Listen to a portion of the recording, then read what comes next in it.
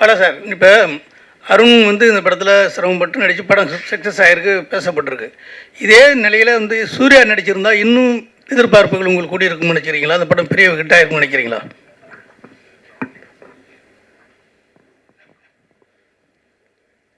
இப்போ இந்த படம் ஹிட் ஆயிருக்குல்ல, இன்னார் நடிச்சிருந்தா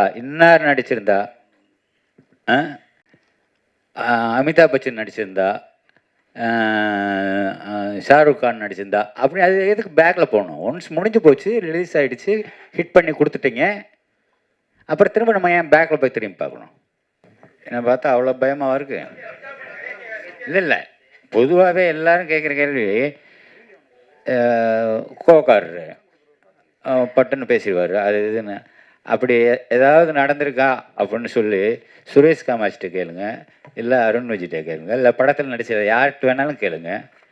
என்னைக்காவது ஒரு நாள் முகம் சுண்டிருக்கணும் நான் கூட கேட்டு பாருங்க. நீங்கள் இந்த அவனிவனில் அந்த கண் இது பண்ணனால தான் இவ்வளோ பிரச்சனைக்கு காரணம். பாலா சார் தொடங்கி வச்சது தான் அவர் இந்த அளவுக்கு உடல்நிலைக்கு எடுத்துருக்குன்னு. அதுக்கு என்ன பதில் சொல்லுவாங்க? இது நான் என்ன பதில் சொல்கிறது? டாக்டர் சர்டிஃபிகேட் வேணால் வாங்கி கொடுக்கலாம். அது எப்படி கண்ணை யாரோ என்கிட்ட சொன்னாங்கப்பா, நான் பார்க்கல, கண்ணை வச்சு பிடிச்சி தச்சிட்டேன் அப்படின்னு. அது எப்படியா கண்ணை பிடிச்சி தைக்க முடியும்? நன்றி அப்படின்னு சொல்லி ஒரு வார்த்தையில் சொல்லிட்டு கடந்து போயிட முடியாது. ஏன்னா அவ்வளோ தூரம் நீங்கள் வந்து இதை ரசித்ததுனால தான் இந்த அளவுக்கு நீங்கள் கொண்டு வந்திருக்கீங்க. அது உங்களால் மட்டும்தான் முடியும். ஸோ அதுக்காக உங்களை கைகூப்பி வணங்கிக்கிறேன். மற்றபடி ஏதாவது கேட்கணும்னா நீங்கள் கேட்கலாம் சார். எப்படி அப்படியே இருக்கீங்க அப்படின்னு சொல்லி ஒரு கேள்வி சார்.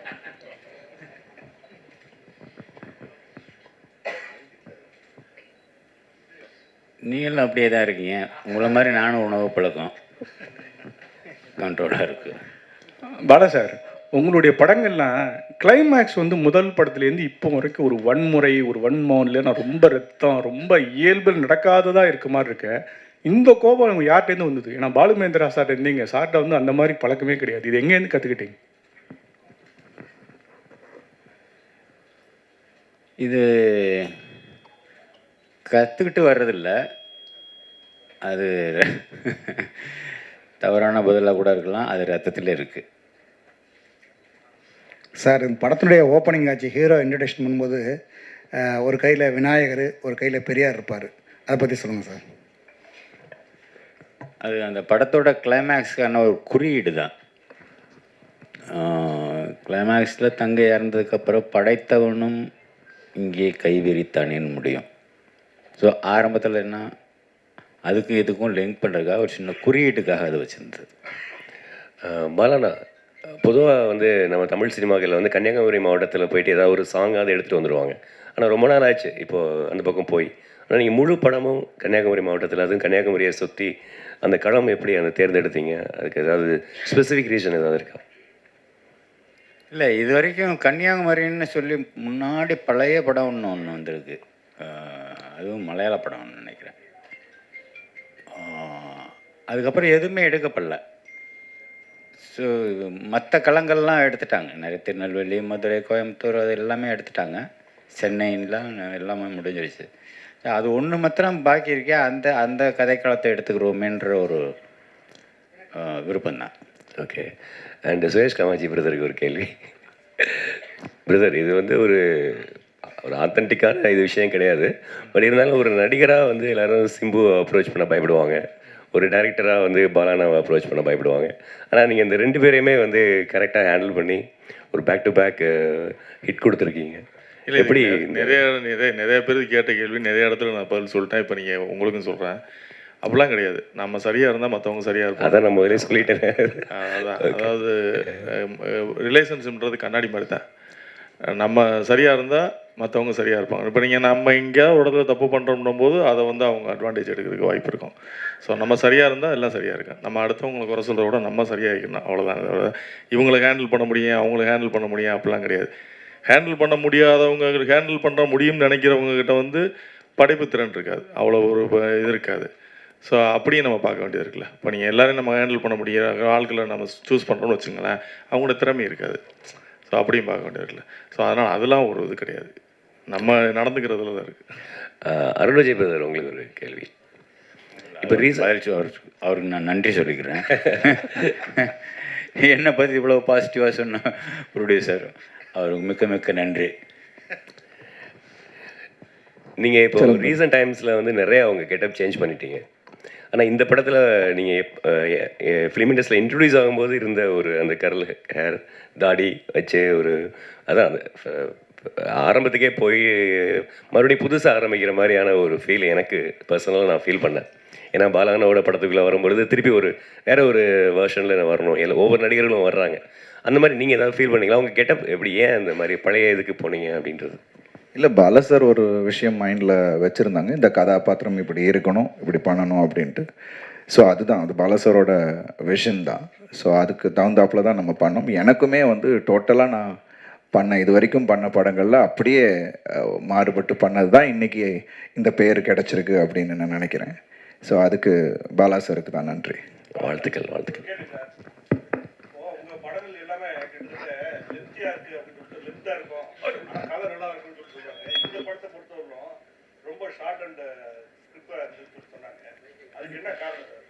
ரெண்டு மணி நேரம் 5 நிமிஷம் இருக்காது. எல்லாமே 2.25 தான் இருக்கும். இது வந்து கதை சொல்லப்பட்ட விதம், குறிப்பாக செகண்ட் ஹாஃப், அது கொஞ்சம் ஃபாஸ்ட்டாக போகும்னா அப்படி காட்சியில் அடுத்தடுத்து அப்படி அமைஞ்சதுனால அது உங்களுக்கு வந்து ரொம்ப சின்ன படம் மாதிரி தெரியுது. ஆமாம், அது ஃபாஸ்ட்டாக போகிறதுனால அது உங்களுக்கு தெரியல. சார் இங்கே சார் வாழ்த்துக்கள் முதல்ல படத்துக்கு. இந்த ஸ்டோரி வந்து ரியல் இன்ஸ்பிரேஷனா சார்? ஏதாவது நீங்கள் பார்த்ததா, இல்லை பேப்பரில் மாதிரி வந்து தகவல் அடிப்படையிலையா? அப்புறம் பர்டிகுலராக ஹீரோவுக்கு அந்த மாதிரி டெஃபெண்டப்பாக வச்சதுக்கான காரணம் என்ன சார்? அந்த இன்சிடெண்ட் வந்து ரியலாக நடந்தது. ஆனால் சென்னையில் தான். ஆனால் நான் அந்த ஸ்கூல் பேர் சொல்ல முடியாது. அந்த பிளைண்ட் ஸ்கூலில் ஒரு அடுத்து என்ன கேட்டீங்க? ஏன் பேச வைக்காத ஒரு ரோல் கொடுத்துருக்கீங்க? அவருக்கு வந்து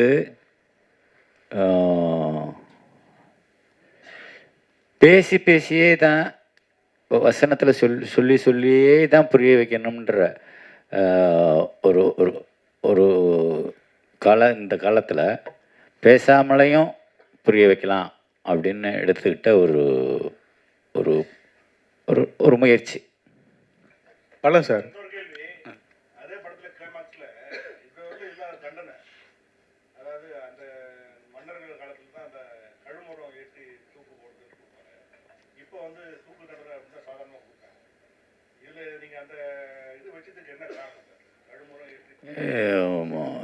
அந்த கதாபாத்திரம் வந்து தூக்கு தண்டனை கொடுக்குற அளவுக்கு சுப்ரீம் கோர்ட் நீதிபதி இல்லை.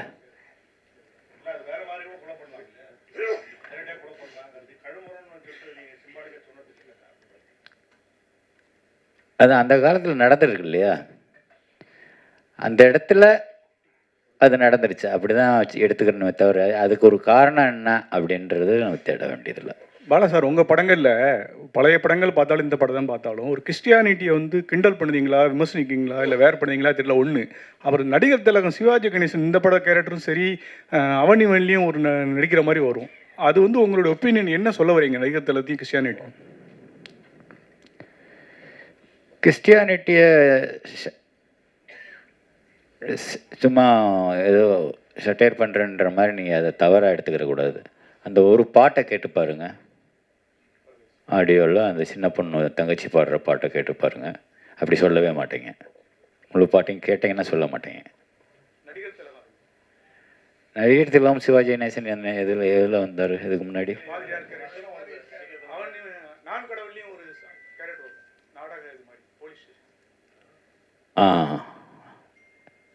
இல்லை, ஒருவேளை அவரை எனக்கு ரொம்ப பிடிக்கும்ன்றதுனால அவரை கொண்டு வரணும் என்னமோ தெரில. டைரக்டர் சார் வந்து கடுமையான தண்டனைகள் வேணும், இங்கே தான் கடுமையான தண்டனைகள் வேணும் அப்படின்னு நினைக்கிறீங்களா? ஏன்னா அரபு கண்ட்ரியில் இந்த மாதிரி தண்டனை இருக்குது, அது மாதிரி இந்த படத்தில் சொல்லியிருக்கீங்களே. இதை விட கடுமையான தண்டனை கொடுக்கணும். அப்படிங்கிறது தான் என்னோட ஆசை.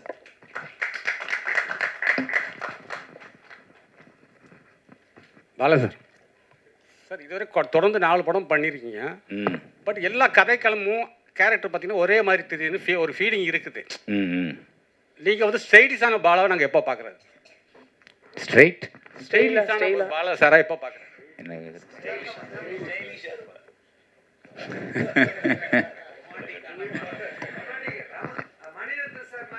ம் ஆமாம், அப்படி ஒரு படம் எடுக்கலாமே. ஒரு கதை இருந்தால் கொடுங்க, எடுப்போம். பாலாண்ணா, இல்லை இல்லை இல்லை, இதில் தான் முழுமையாக இருக்கேன். ரெடி ஆகிட்டு இருக்கு. பாலாண்ணா ஆக்சுவலாக அந்த பாலாண்ணா இங்கே படத்தில் ஃபுல்லாக இவர் அருண் விஜய் பேசும்பொழுது அவங்க சிஸ்டர் தான் அவங்க டிரான்ஸ்லேட்டர் மாதிரி எல்லா விஷயங்களும் பேசிகிட்டு இருப்பாங்க, எல்லாத்துக்கும் மற்றவங்களுக்கு புரிய வைக்கும் பொழுது. ஆனால் கிளைமாக்ஸில் வந்து அந்த சிஸ்டர் இறந்த அந்த நேரத்தில் இவருடைய எமோஷன்ஸே வந்து ஒரு சாங்காகவே நீங்கள் கன்வே பண்ணியிருப்பீங்க. அது ரொம்ப புதுசாக இருந்தது. ஆக்சுவலி அந்த மாற்றுத்திறனாளிகளுக்கு ஒரு மாண்டேஜுக்கு தான் சாங் பண்ணியிருப்பாங்க. பட் அவங்களுடைய உணர்வுகள் அவங்க பேசுகிறத சாங்காகவே நீங்கள் கன்வே பண்ணியிருப்பீங்க. அது ரொம்ப நல்லா இருந்தது. இன்னொரு விஷயம் வந்துட்டு, எப்படி நீங்கள் ஹீரோ கேரக்டருக்கு வந்து ஒரு அழுத்தமான ஒரு பயங்கரமான ஒரு கேரக்டராக போர்ட்ரேட் பண்ணுறீங்களோ, அதே மாதிரி ஒவ்வொரு படங்களையும் ஹீரோயின் கேரக்டரையும் ரொம்ப ரொம்ப சுவாரஸ்யமாக ரொம்பவும் மற்ற படங்களில் இல்லாத அளவுக்கு நீங்கள் அழகாக போர்ட்ரேட் பண்ணுறீங்க. இந்த படத்தில் ஹீரோயின் கேரக்டருக்கும் அவ்வளோ ரெஸ்பான்சிபிலிட்டி இருந்ததுன்னு படம் ஃபுல்லாகவே. ஏன்னா ஃபஸ்ட் ஹாஃபில் பூரா அவங்க தான் அதை இவருக்கு ஈக்குவலாக அவர் வந்து அதை படத்தை தூக்கிட்டு சுமந்துட்டு இருக்காங்க. அந்த மாதிரியான ஒரு விஷயங்கள்லாம் எப்படி உங்களுக்கு தோணுது? அதே மாதிரி உங்கள் வயலன்ஸ் வந்து ஹீரோயின் மேலேயும் காட்டுறீங்களே ஹீரோ மூலமாக. நீங்கள் கேட்டீங்க வயலன்ஸ் வந்து என்னோடய ஹேபிட்னு, அதாவது என்னோடய குணம் அப்படின்றீங்க. நம்ம அதாவது வில்லன்களை பழி வாங்கும் பொழுது, ஆனால் வந்து ஹீரோயின் மேலேயும் வந்து எல்லா படங்களையும் ஹீரோக்கள் வந்து வயலன்ஸ் காமிச்சிட்டு தான் இருக்காங்க. இந்த படத்துலையும் அது கோர்ட்டில் அந்த பொண்ணு வந்து அந்த ஹீரோவோட அந்த இயலாமைய, அது பேச காது கேட்க தெரியாது இயலாமைய கிண்டல் அடிக்கிறா. பொதுவாக கிண்டல் வந்து சும்மா அவங்களுக்கெல்லாம் அப்படின்னு மூக்கு தொட்டாலே கோவம் வரும். நம்ம மூக்கு நம்ம தொட்டாலே கோவம் வரும், ஏதோ சொல்கிறோம் அப்படின்னு சொல்லிட்டு. அப்படி இருக்கும்போது நேருக்கு நேராகவே அவனை ரொம்ப டீஸ் பண்ணி பேசுகிறம்போது அப்படி தான் அடிப்பேன்.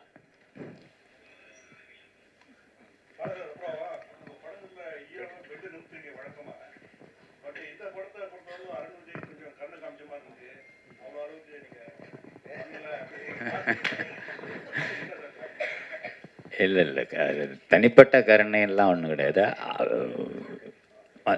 மற்ற ஹீரோஸ்க்கு கொஞ்சம் விட கொஞ்சம் ஸ்ட்ராங் பர்சனாலிட்டி இல்லையா அருண். ஸோ அதனால் என்னால் ஈஸியாக வேலை வாங்க முடிஞ்சது.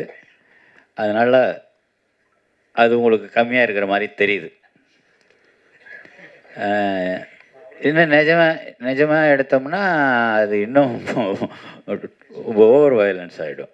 ஏன்னா இன்னும் பேலன்ஸ் இருக்குல்ல, இன்ட்ரோல் பிளாக் இருக்குது, கிளைமேக்ஸ் இருக்குது. அதுக்கு முன்னாடியே மற்ற அடியெல்லாம் போட்டோம்னா அது கிடைக்காது நமக்கு. பாலா சார், தமிழ் சினிமாவில் 1000 கோடிங்கிறது வந்து ஒரு பெரிய விஷயமா இருக்குது. ஹிந்தி வந்துட்டு, தெலுங்கு வந்துட்டு, மற்ற லாங்குவேஜ் வந்துட்டு, ஒரு முக்கியமான இயக்குனராக ஏன் தமிழ் சினிமா அந்த 1000 கோடி வந்து வரமாட்டுக்கு என்ன காரணம்னு நினைக்கிறீங்க? இந்த வியாபார நுணுக்கத்துல எல்லாம் எனக்கு அவ்வளோ ஞானம் இல்லை. அப்புறம் ஒரு சொல்லணும், நானா கேட்காமே சொல்லணும், லாஜிக் மிஸ்டேக்குன்னு சொல்லிட்டு யாரோ ஒருத்தர் வந்து விமர்சனம் பண்ணியிருந்தார். அதில் என்னென்னா, எப்படி ஜெயிலில் ரொம்ப சர்வசாதாரணமாக 2 பொண்ணுங்களும் ஒரு ஃபாதரும் போய் பார்க்குறாங்க, அது வாய்ப்பே இல்லையே அப்படின்னு சொல்லிட்டு. அது ஜெயில் இல்லை, அது முன்னாடி உள்ள கோர்ட் சீனில் பேசுகிறம்போது no judicial custody, no police custody, throw him to the convict ward அப்படிமா. அது கன்விக்ட் வார்டு, நோயாளிகள் பிரிவு. அது அந்த ஊருக்குள்ளே இருக்கிற இந்த ஜிஹெச்லேயே இருக்கிற ஒரு பகுதியில் ஒதுக்கி வச்சுருப்பான், அது நோயாளிகள் பிரிவு. அது ஜெயில் இல்லை, நிறைய பேர் அது அந்த அந்த ஜட்ஜு சொன்ன வார்த்தையை கேட்ச் பண்ணாதனால இங்கே இது லாஜிக் மிஸ்டேக்னு சொல்லிட்டாங்க. அதை நான் கொஞ்சம் கிளியர் பண்ணிக்கிறேன். பாலா சார், சார்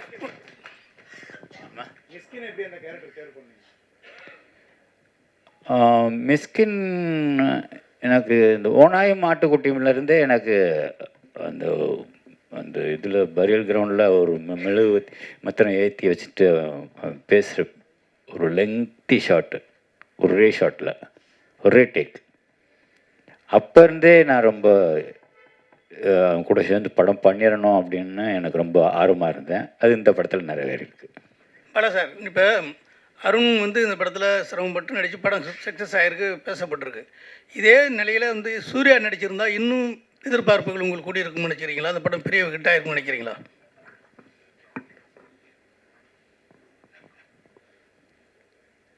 இப்போ இந்த படம் ஹிட் ஆகிருக்குல்ல, இன்னார் நடிச்சிருந்தா அமிதாப் பச்சன் நடிச்சிருந்தா, ஷாருக் கான் நடிச்சிருந்தா, அப்படி அது எதுக்கு பேக்கில் போகணும்? ஒன்ஸ் முடிஞ்சு போச்சு, ரிலீஸ் ஆகிடுச்சு, ஹிட் பண்ணி கொடுத்துட்டீங்க, அப்புறம் திரும்ப நம்ம ஏன் பேக்கில் போய் திரும்பி பார்க்கணும்? சரி, அப்புறம் இன்னொரு சார், இப்போ இந்த பாலடைஞ்ச கிணத்துலேருந்து நிறைய புல்லுகள் மேலே வரும், அதில் ஒரு பலகை வரும். அந்த பலகத்தில் நான் இருக்கும் இடத்து செல்வம் கொளிக்கும் அப்படின்னு ஒரு காமெண்ட் பண்ணுற மாதிரி பண்ணியிருப்பீங்க. அதேமாரி பெரியார் சிலையை சோத்து கையில் தூக்கிட்டு வருவார், பிள்ளையார் சிலையை பிச்சை கையில் தூக்கிட்டு வருவார். அப்போ இதில் ஏதாவது உங்களுக்கு எப்போதுமே கொஞ்சம் நாத்திகரத்தில் உடன்பாடு உள்ளவங்க, இந்த மனநிலையை எப்படி பண்ணியிருந்தீங்க? என்ன காரணம்?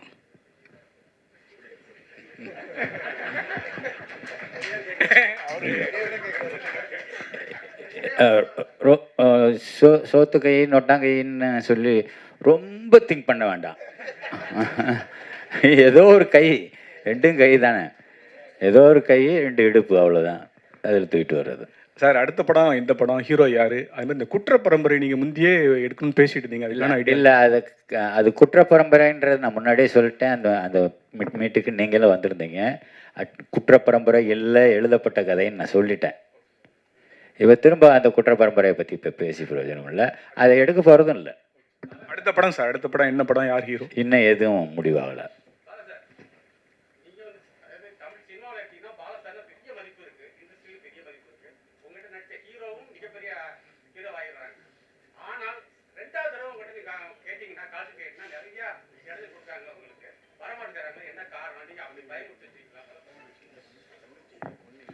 என்னை பார்த்தா அவ்வளோ பயமாக இருக்கு? இல்லை, பொதுவாகவே எல்லாரும் கேட்குற கேள்வி, கோக்காரரு பட்டுன்னு பேசிடுவார், அது இதுன்னு. அப்படி ஏதாவது நடந்திருக்கா அப்படின்னு சொல்லி சுரேஷ் காமாட்சிட்ட கேளுங்க, இல்லை அருண் விஜய்கிட்ட கேளுங்க, இல்லை படத்தில் நடிச்சதை யார்கிட்ட வேணாலும் கேளுங்க. என்னைக்காவது ஒரு நாள் முகம் சுண்டிருக்கணும் நான் கூட கேட்டு பாருங்க, அது அவங்களே சொல்லட்டும் பதில்.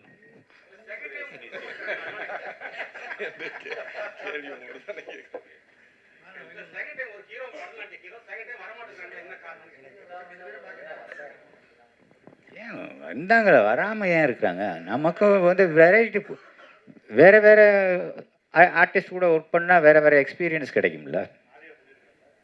ஆர்யா பண்ணியிருக்கிறாரு, சூர்யா பண்ணியிருக்கிறாரு. நீங்கள் எங்கேயோ அங்கே போனால் ரொம்ப ரொம்ப வருஷத்துக்கு பின்னாடி இருக்கீங்களே.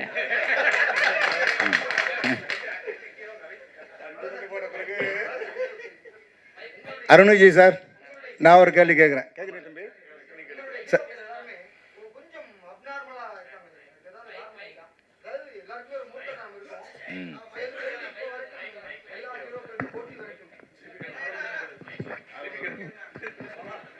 பாலா சார், உங்களுடைய எல்லா படங்களையுமே கேரக்டர் பேசப்பட்டிருக்கு. பர்டிகுலர் இந்த ஹீரோக்கு வந்து ஒரு ஸ்பெஷல் பவர் மாதிரி, அதாவது ஒரு முற்கடத்தனத்தோடு இருக்காங்களே, அதுக்கான காரணம் என்ன? இல்லை சமூகத்தினுடைய இது மாதிரி இருக்கிற ஆட்களை நம்ம கொண்டு வரணும்? இல்லை, அதர்வா நடித்த பரதேசியில் வந்து ரொம்ப அப்பாவே தானே வர்றான். எல்லா கேரக்டரும் அப்படி இருக்கிறது இல்லையே. அதில் கூட பார்த்தீங்கன்னா ஒரு அகோரி மாதிரி நான் அதர்வா நடித்தது நான் சொல்கிறேன் பரதேசி. நன்றி சார், நன்றி சார். பொங்கலுக்கு வெளிவந்த படத்துல விஷாலோட படமும் பயங்கரமா ஹிட் ஆயிருக்கு. ஸோ விஷாலுக்கு ஏதாவது மெசேஜ் சொல்றீங்களா? வாழ்த்துக்கள், வாழ்த்துக்கள் சார். பாலா சார், உங்கள் படத்தில் கிட்டத்தட்ட நான் கடவுள் படத்துலையும் சரி இந்த படத்துலையும் சரி மாற்றுத்திறனாளிகளுக்கு கொஞ்சம் முக்கியத்துவம் அதிகம் கொடுத்துருக்கீங்க. அதுக்கு ஏதாவது காரணம் இருக்கா சார்? அவங்களோட உலகத்தை காமிக்கணும்ல. சும்மா பார்த்துட்டு விலகி கண்ணை மூடிக்கிட்டு ஐயோ என்ன அப்படி இருக்காங்க, என்ன ரொம்ப அழுகாக இருக்காங்க அப்படின்னு நம்ம பார்த்துட்டு ஒதுங்கி போகக்கூடாது. அவங்களோட உலகத்தை காமிக்கணும். அவங்களுக்குள்ள நம்ம வாழ்கிறாங்க, நமக்குள்ளே தானே அவங்களும் வாழ்கிறாங்க, நம்மளை நம்பி தானே அவங்களும் வாழ்கிறாங்க. ஸோ அது காமிக்க வேண்டியது நம்மளோட கடமை தானே. சார், விஷாலுக்கு உடம்பு சரியில்லை அப்படின்னு சொல்லி யூடியூப்லாம் ரொம்ப இது வரும்போது நிறைய பேர் வந்து உங்களை குற்றம் சாட்டினாங்க. நீங்கள் இந்த அவனிவனில் அந்த கண் இது பண்ணனால தான் இவ்வளோ பிரச்சனைக்கு காரணம். பாலா சார் தொடங்கி வச்சது தான் அவர் இந்த அளவுக்கு உடல்நிலை கெடுத்துருக்குன்னு. அதுக்கு என்ன பதில் சொல்ல வரீங்க? இது நான் என்ன பதில் சொல்கிறது? டாக்டர் சர்டிஃபிகேட் வேணால் வாங்கி கொடுக்கலாம். அது எப்படி கண்ணை யாரோ என்கிட்ட சொன்னாங்கப்பா, நான் பார்க்கல, கண்ணை வச்சு பிடிச்சி தச்சிட்டேன் அப்படின்னு. அது எப்படியா கண்ணை பிடிச்சி தைக்க முடியும்? இதெல்லாம் வந்து அவங்களுக்கு தோன்றதா பேசுகிறாங்க, அதெல்லாம் நம்ம கண்டுக்கிற வேண்டியதில்லை.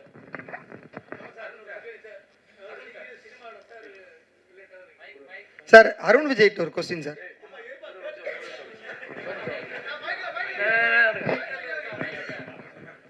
சார், இப்போ நீங்கள் சினிமாவில் ரொம்ப நாளும் இருக்கீங்க, முற்போக்கான சிந்தனையும் உள்ளவர். அதேமாரி சீமானும் சினிமாலாம் இருக்கார், அவரும் ஒரு முற்போக்கான சிந்தனையாளர். இப்போ சமீப காலமாக பெரியாரை பற்றி ஒரு அவதூறு கருத்து பரப்பிட்டு நிறைய இடத்துல ஒரு பரபரப்பாக கருத்துன்னு போயிட்டுருக்கு. அதுக்கு உங்களுடைய கருத்து என்ன, அப்படின்னா என்ன நினைக்கிறீங்க அதை பற்றி? அது பேசுனது சரியா? அவர் என்ன சொன்னாருன்னு இப்போ வரைக்கும் எனக்கு தெரியாது. நேற்று நைட்டு கூட அவர்கிட்ட பேசுகிறம்போது கூட அது என்னன்னே சொன்னீங்கன்னு நானும் கேட்கல. அவரும் அதை பற்றி எதுவுமே என்கிட்ட அப்படி அந்த அரசியல் பேச மாட்டார். என்கிட்ட பேசும்போது தம்பிங்கிற உறவு மட்டும்தானே தவிர அரசியல் எனக்கும் அவருக்கும் எந்த விதமான தொடர்பு இல்லை.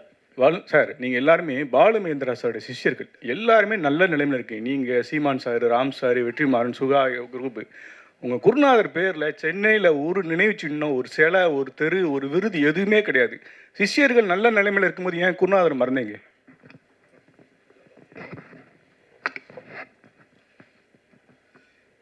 மறந்தீங்கன்னு எப்படி சொல்லலாம்? அவர் தான் நமக்குள்ளே இருக்கிறாரு, எங்களுக்குள்ளே எல்லாருக்குள்ளே இருக்கிறாரு. ஆனால் அடுத்த தலைமுறைக்கு என்ன பண்ணணும்? தெரு பேர் வைக்கலாம், ஒரு சிலை வைக்கலாம்னு சொல்ல வர்றாரு. அது அரசாங்க முடிவெடுக்க வேண்டியது. நம்மளே ஒரு தெரு உருவாக்கி நம்மளே பேர் வச்சோம்னா விடுவாங்களா? அதனால முறைப்படி தான் செய்யணும். சார், அருண் விஜய்கிட்ட ஒரு கேள்வி. அருண்ஜி சார், ரொம்ப நாள் நீங்கள் எதிர்பார்த்துட்டு இருந்த ஒரு விஷயம் பாலா சாரோட பண்ணணும் அப்படின்னு, அது அமைஞ்சது. என்ன விஷயத்த கற்றுக்கிட்டீங்க பாலா சார்ட்டேருந்து? இந்த அனுபவம் எப்படி இருந்தது? இல்லை, ஒரு மறக்க முடியாத அனுபவம். ஒவ்வொரு விஷயமும் எனக்கு வந்து இதில் அவ்வளோ விஷயங்கள் கற்றுக்கிட்டேன். ஒரு கதாபாத்திரத்தோட ஆழத்தை புரிஞ்சுக்கிறது எப்படி அப்படின்ற ஒரு விஷயம் பாலா சார்ட்டேருந்து அது ஒரு விஷயம் கற்றுக்கிட்டேன். அதான் எனக்குள்ளே இருக்கிறத இது என்னால் பண்ண முடியும் அப்படின்னு என் மேலே எனக்கு நம்பிக்கை கொடுத்தது Bala sir. So I think அதுக்கு நான் ரொம்ப நன்றிகள் பாலா சாருக்கு இந்த நேரத்தில். ஸோ எவ்ரிதிங் இன்னைக்கு எல்லாரும் அப்லாட் பண்ணுறாங்க, எல்லாருமே சொல்கிறாங்கன்னா அது பாலா சார் எனக்குள்ளே இருக்குது அப்படின்னு சொல்லிட்டு அதை வெளியில் கொண்டு வந்தார். So thank you so much Bala sir. உங்கள் கேள்விகளுக்கு நன்றி. பொங்கல் படமாக வந்த வணங்கான் படம் மிகப்பெரிய வெற்றியாக்கிய ஊடகத்தையும் கொண்டு போய் சேர்த்த மக்களுக்கும் படக்குழுவினர் சார்பில் நன்றி. மீண்டும் சந்திப்போம். ஒரு குரூப் ஃபோட்டோ. தேங்க்யூ, எல்லாருக்கும் நன்றி. தேங்க்யூ.